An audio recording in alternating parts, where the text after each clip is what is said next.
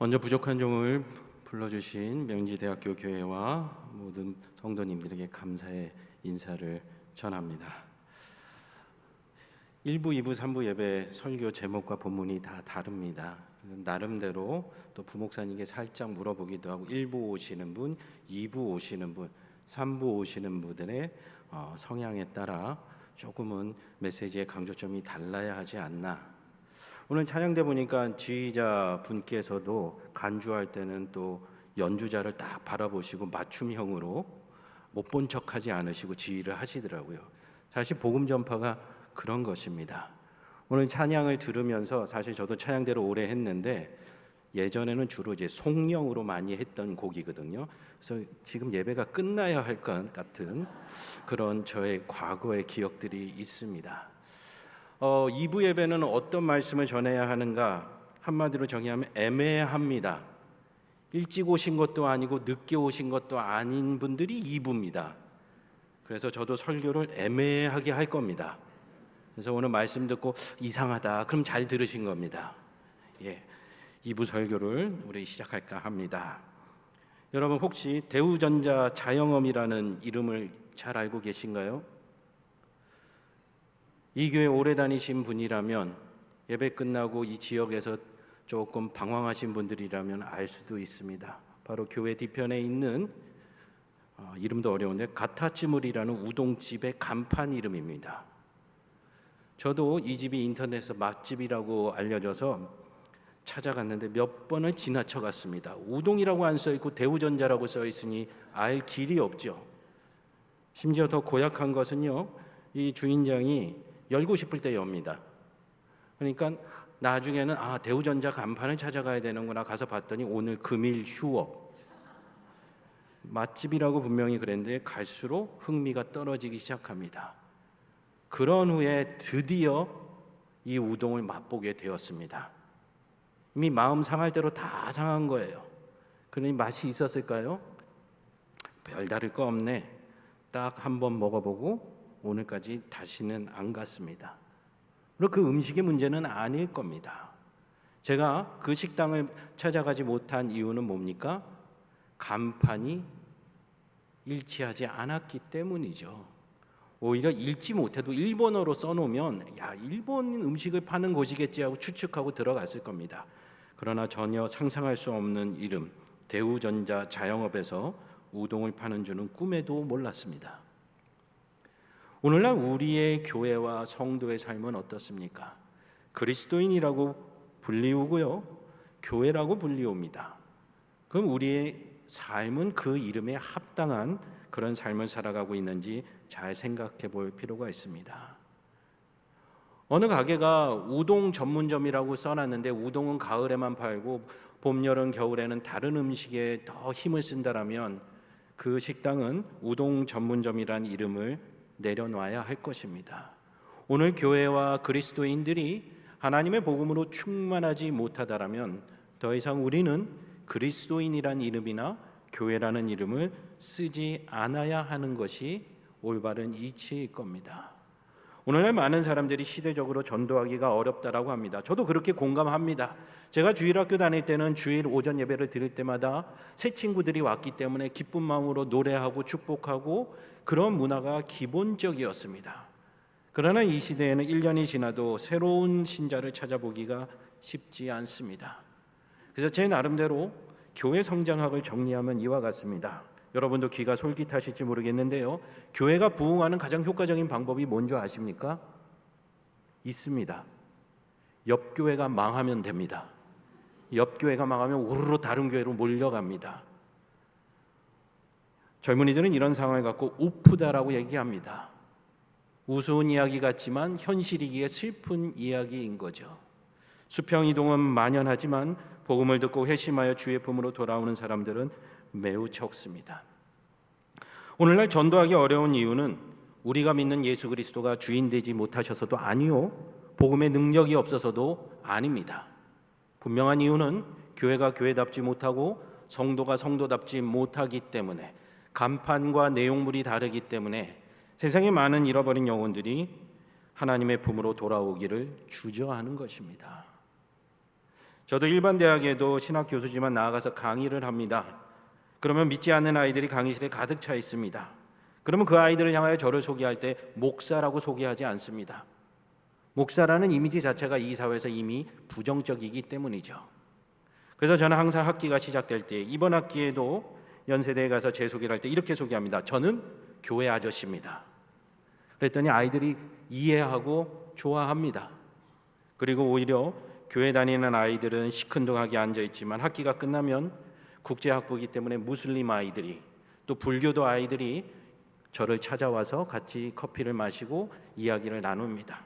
저도 그들을 향하여 물어봅니다. 혹시 강의 중에 기독교를 강요하거나 불편한 내용이 있지 않았냐라고 물어보면 참 즐거웠고 재미난 한 학기였다라고 얘기해줘서 감사한 마음입니다. 이것은 전도학을 전공했고 수년간 공부했기 때문에 이루어진 결과물은 아닙니다. 끊임없이 질문했습니다. 왜 사람들이 교회로 오지 않는 걸까? 그 이유가 내가 내성적이거나 소극적이었기 때문에 그럴까?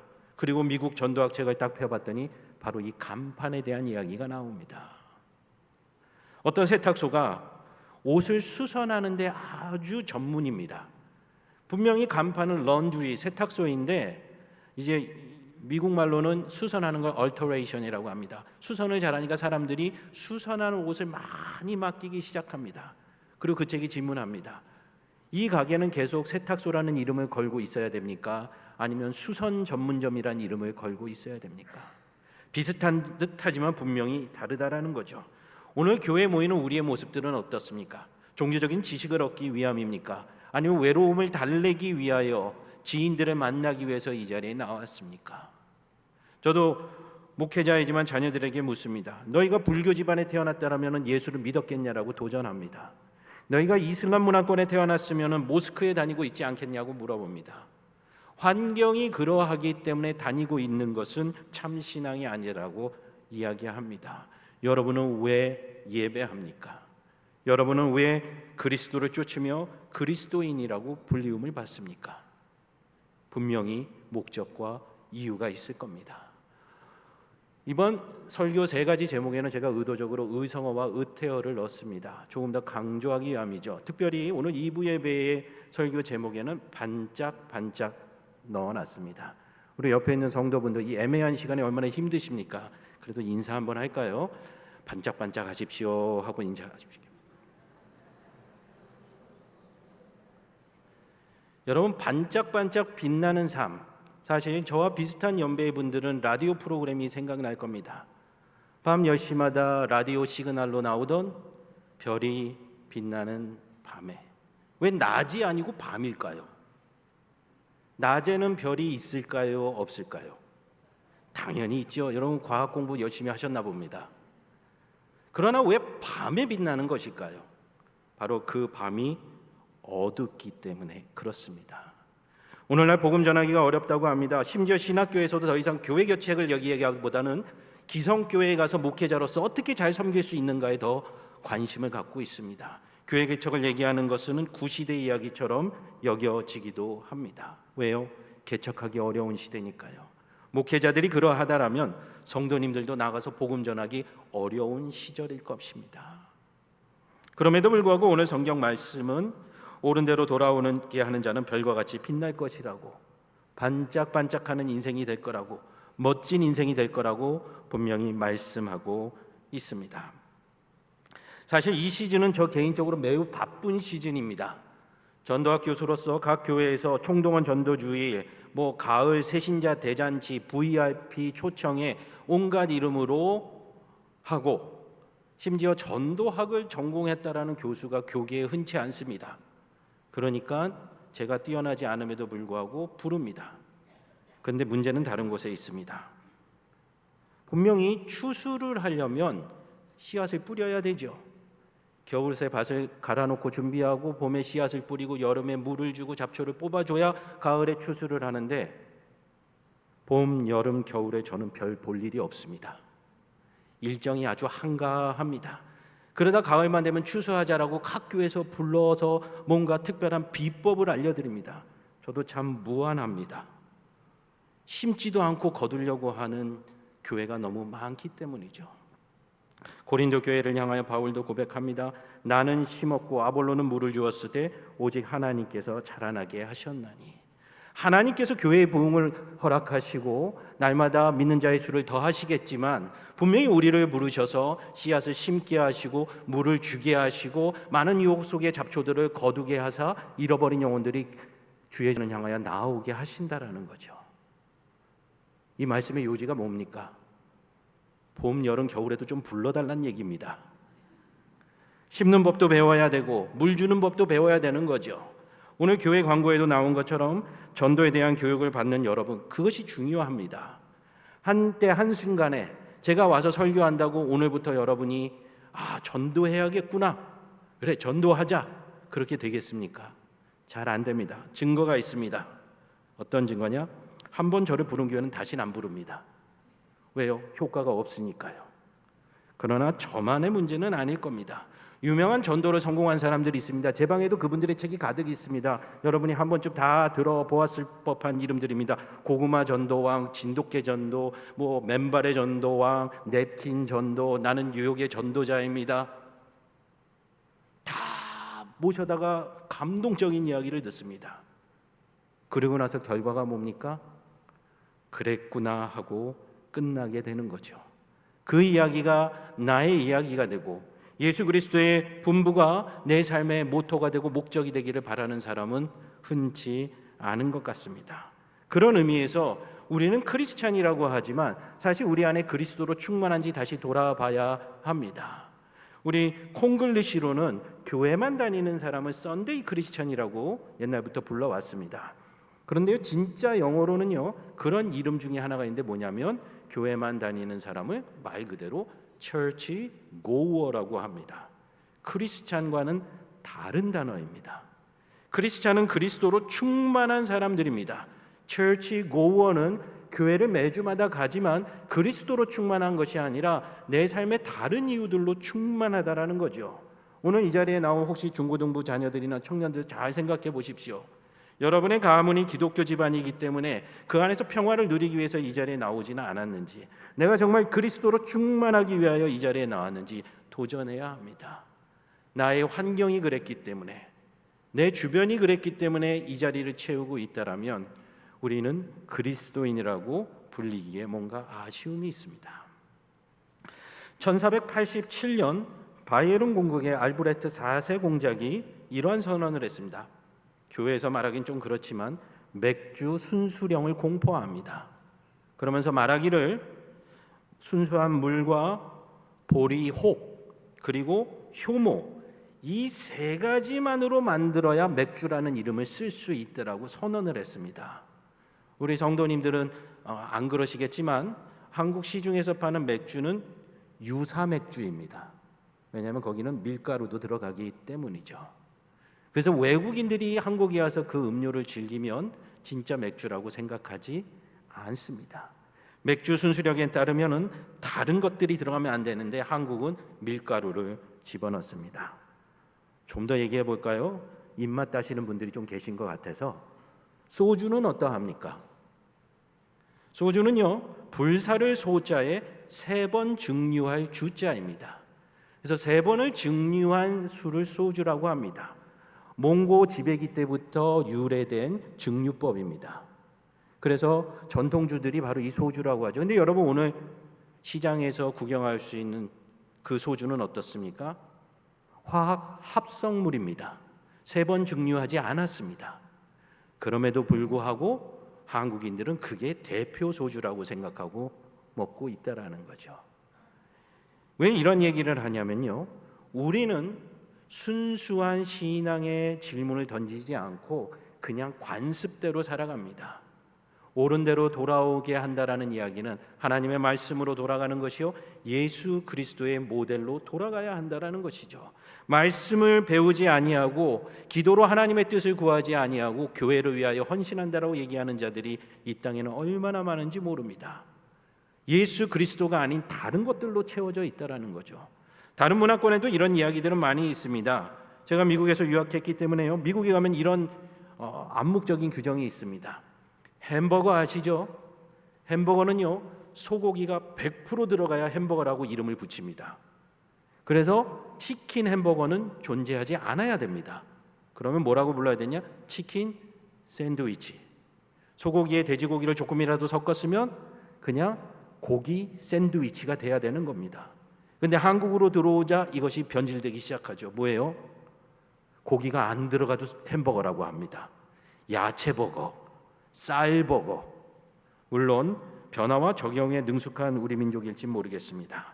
지난달에는 학생들을 데리고 나가사키에 순례를 다녀왔습니다. 많은 순교의 스토리들이 있기 때문이죠. 근데 거기도 음식 유명한 게 하나 있죠. 이름이 붙여진 나가사키 짬뽕. 그런데요, 학생들이 다 먹다가 맛이 없다라고 합니다. 왜냐하면 고춧가루가 전혀 안 들어가기 때문입니다. 한국에서는 짬뽕은 얼큰하고 땀을 흘려야 식사했다라는 느낌이 있는데 이 나가사키 짬뽕은 고춧가루가 없습니다. 그리고 학생들이 뭐라 그러면 이거는 짬뽕이 아니랍니다. 근데 이상한 거는 거기가 원조라는 거죠. 일본에서 수입해서 우리나라에서 고춧가루를 더한 것이 한국식인데 우리는 이게 원조라고 생각을 합니다. 마찬가지입니다. 우리가 교회를 다니면서 신앙생활을 한다고 그러지만 우리의 삶의 습관들을 가지고 들어와서 그것이 신앙이라고 주장하는 오류를 누구나 범하고 있습니다. 그렇기 때문에 우리가 매주 예배함으로써 신앙의 불순물들을 걸러내고 하나님의 참 뜻을 우리의 심령과 삶 속에 심기 위하여 노력한다라는 거죠. 은혜를 구한다라는 거죠. 옳은 대로 돌아오게 한다라는 건 단순히 전도, 교회 밖에 있는 사람을 교회 안으로 데려온다라는 의미로 끝나지 않습니다. 내 안에 복음이 아닌 것들을 걸러내고 하나님 앞에 온전히 순수하게 그리스도의 제자로서 하나님의 마음을 품고 나아가야 합니다. 오늘날 교회가 전도하기 어려워진 이유는 무엇입니까? 교회가 100% 교회가 안 되었기 때문입니다. 성경대로 말하면 우리 교회가 그리스도의 몸이 되지 못했기 때문입니다. 머리 대신 예수 그리스도의 말씀과 가르침을 따라 순종하며 살아가는 것이 아니라 내 뜻대로 하나님을 기쁘시게 하려고 했기 때문에 이런 어려움을 겪고 있는 것입니다. 이제 다음 달이 되면 여러분 최대 명절인 추석이 다가옵니다. 아마 많은 분들이 긴 연휴에 기대감을 가지고 이런저런 생각을 하실 겁니다. 그러나 추석하면 떠오르는 하나의 이미지가 있는데 바로 휘영청 밝은 보름달입니다. 놀랍게도요, 이 보름달은 스스로 빛을 전혀 낼 수가 없는 존재입니다. 그럼에도 밝게 빛나고 지구를 비치는 이유는 무엇입니까? 이 달이 공전을 하다가 올바른 자리에 위치해서 태양빛을 온전히 받아들이고 방출했기 때문에 우리는 밝은 보름달이라고 이야기합니다. 성도 여러분, 여러분 옳은 자리에 계십니까? 복음의 자리에 계십니까? 그리고 하나님의 은혜의 빛을 충분히 누려서 이 세상을 향하여 그 빛을 마치 보름달이 지구를 밝히듯이 이 세상을 밝히고 계십니까? 아니라면 지구 뒤에 숨은 달처럼 금은밤처럼 여전히 복음의 자리를 지키지 못하고 세상 가운데 전전긍긍하며 하나님의 은혜의 빛, 복음의 소식들을 전하지는 못하고 있지는 않은지요. 여러분의 삶의 위치를 다시 한번 생각해 볼 필요가 있습니다. 우리는 예수 그리스도의 말씀을 따라 살아간다라고 믿습니다. 성경 공부도 많이 하는 민족입니다. 그래서 교회를 다니면 성경 공부를 하는 것이 기본이라고 생각하는 아름다운 전통이 있습니다. 말씀을 배운다, 말씀대로 순종한다. 한자어로 바꿔볼까요? 따를 순자에 가르칠 교자를 더하면 어떤 단어가 됩니까? 순교입니다. 여러분, 말씀을 배운다라는 건 순교입니다. 말씀대로 살아간다라는 건 순교입니다. 예수 그리스도를 따라간다는 건 날마다 십자가를 지고 목숨을 내어놓는 것입니다. 그러나 진짜 순교라는 단어의 한자는 따를 순자가 아니라는 사실이죠. 무슨 순자냐? 목숨 내어놓을 순자입니다. 여러분, 목숨 걸고 예수 믿고 있습니까? 여러분, 목숨 걸고 예배하고 있습니까? 여러분, 생명을 다하도록 이 땅 가운데에서 예수 그리스도를 드러내고 있습니까? 헬라어 원어로 가면 순교는 마르투스라는 단어가 됩니다. 마르투스의 원뜻은요, 법정에서 증언하는 사람입니다. 목숨을 걸고 증언하는 거죠. 현대법에서도 위증을 하면 처벌을 받습니다. 왜 우리의 믿음의 선배들은 가르침을 따라가는 것과 복음의 증인이 되는 것을 죽는 것과 같은 단어로 사용했을까요? 그들에게는 그것이 당연한 것이었습니다. 예수 따라가는 것은 목숨을 내어놓는 것이죠. 예수 그리스도를 증언하는 것은 목숨을 내어놓는 것입니다. 여러분, 전도주의를 다른 말로 바꾼다면 교회 전통에서는 순교주의입니다. 여러분의 삶은 하나님께 드리는 겁니다. 그러면 세상 사람들이 궁금해할 겁니다. 당신의 삶이 분명히 중요할 터인데 왜 그 아까운 생명을 종교에다가 바치고 있느냐고. 그 질문이 나올 때가 바로 전도의 기회입니다. 우리의 목소리가 작아서 예수 안 믿는 거 아닙니다. 우리가 뭐가 윤리적으로 완벽하지 않아서 그들이 예수 믿는 거 아닙니다. 우리가 교회 다니면서 성공하지 못했기 때문에 예수 안 믿는 거 아닙니다. 오히려 아플 때에 하나님을 찬양해 보십시오. 대학 진학에 실패했을 때 오히려 감사해 보십시오. 낙방했을 때, 낙심했을 때, 슬퍼할 때, 아플 때, 괴로워할 때 하나님을 예배해 보십시오. 그러면 사람들이 묻기 시작할 겁니다. 당신은 어떻게 그렇게 살 수 있습니까? 대부분이 원망하고 욕하고 탄식하며 살아갈 텐데요. 여러분, 그 찬양 아시죠? 모든 상황 속에서 주를 찬양할지라. 후렴은 또 이렇게 찬양합니다. 내 영혼이 확정되고 확정되어 싸우니 믿음의 눈 들어 주를 바라봅니다. 이것은 바로 시편 57편 7절의 말씀입니다. 하나님이여, 내 마음이 확정되었고 내 마음이 확정되어 싸우니 내가 노래하고 내가 찬송하리이다. 그리스도로 충만하지 않은 자들은 이렇게 생각할 겁니다. 뭔가 좋은 일이 있었나 보다. 그러니 하나님을 찬양하나 보다. 그러나 오늘 시편 57편 7절 바로 앞절에 이런 말씀이 있습니다. 그들이 내 걸음을 막으려고 그물을 준비하였으니 내 영혼이 억울하도다. 그들이 내 앞에 웅덩이를 팠으나 자기들이 그 중에 빠졌도다. 환난의 시기에 오히려 내 마음이 확정되었다고 하나님 앞에 고백합니다. 오늘 이 시대가 전도하기 어렵다라고 얘기합니다. 세상의 물질의 힘이 더 강하다라고 얘기합니다. 그러나 밤이 어두울수록 별이 빛나듯이 하나님은 여러분을 부르사 여러분이 반짝반짝 별과 같이 빛나는 삶을 살기를 원합니다. 오늘 찬양 함께 부르지 않았습니까? 죄로 어두운 밤 밝게 비춰라 빛의 사자들이여. 어둡기 때문에 하나님이 우리를 부르시고 계십니다. 어둡기 때문에 여러분을 통하여 이 세상에 빛이 되기를 원하고 있다라는 거죠. 여전히 여러분과 마음 가운데 그리스도인들이 된다라는 것은 또 다른 마음을 갖고 있지는 않으신지요? 시편 23편의 말씀 여러분 잘 아실 겁니다. 여호와는 나의 목자시니 내게 부족함이 없으리로다. 너무 좋은 말씀이죠. 그가 나를 맑은 물가로 푸른 초장으로 인도하십니다. 큰 복이 우리에게 허락되어 있습니다. 그러나 시편 23편의 말씀은 그렇게 끝나지 않죠. 마지막에 내가 여호와의 집에 영원히 거하리로다 기뻐하지만 정작 4절과 5절은 사모하지 않습니다. 여호와께서 나의 목자가 되시는 순간은 바로 내가 사망의 음침한 골짜기로 다닐 때 그의 지팡이와 막대기가 나를 지켜주시는 거죠. 그가 나의 목자가 되시는 이유는 내가 원수의 목전에 섰을 때에 그가 기름으로 내 머리에 부으시고 상을 베푸시기 때문에 나는 주님의 자녀가 되는 것입니다. 여호와의 거하는 것도 축복입니다. 그러나 이곳만 하나님의 전은 아닐 것입니다. 여러분의 삶의 터전이 예배의 장소가 되어야 됩니다. 고난 가운데도 하나님을 찬송하고 말씀을 묵상하며 세상을 향하여 하나님이 당신을 사랑한다고 얘기할 수 있어야 됩니다. 왜요? 주님이 그렇게 하셨으니까요. 추석이 지나면 이제 성탄이 다가오고 대림절 예배를 여러분 드릴 겁니다. 여러분, 그 예수님께서, 아기 예수님께서 이 땅에 오시면서 뭐라 하십니까? 임마누엘이라 하라. 저가 자기 백성과 함께함이라. 주님은 우리와 함께하기 위하여 오셨습니다.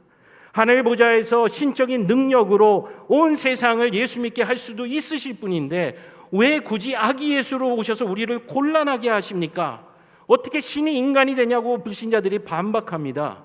어떻게 동정녀가 아이를 낳을 수 있느냐라고 이야기합니다. 그러면 그렇게 왔던 예수가 성공했느냐? 십자가에 처참하게 죽임을 당했습니다. 그리고 그리스도인들은 그가 부활했다라고 주장하나 세상의 사람들은 거짓이라고 주장합니다. 왜 예수 그리스도는 이렇게 곤란한 방법으로 이 땅에 오셨을까요? 그 시작에 이미 얘기하지 않습니까? 우리와 함께하기 위해서. 우리를 사랑하시기 때문입니다. 그리고 그 예수께서 이 땅을 떠나시면서 우리에게 부탁하십니다. 가서 제자 삼아라. 그리고 약속해 주십니다. 오실 때 해주신 그 약속을 다시 기억하게 하십니다. 땅 끝까지 이르러 내 증인이 되라.